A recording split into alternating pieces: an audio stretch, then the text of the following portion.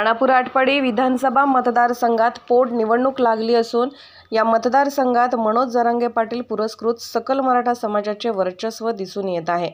या मतदारसंघात सकल मराठा समाज हा किंगमेकर ठरणार आहे। यातूनच नवीन नेतृत्व भावी काळात उदयास येण्याची शक्यता आहे।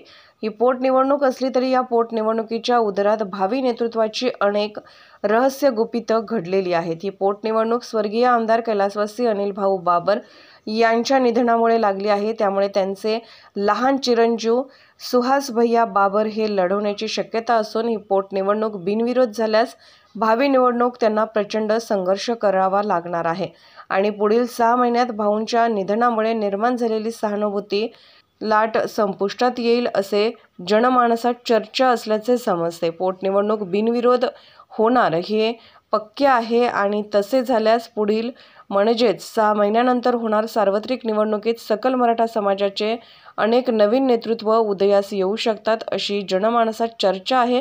त्यामुळे या पोटनिवडणुकीपेक्षा पुढील सार्वत्रिक निवडणुकीत कशा प्रकारे चित्र दिसेल याबाबत मतदारसंघात जोरदार चर्चा रंगली आहे।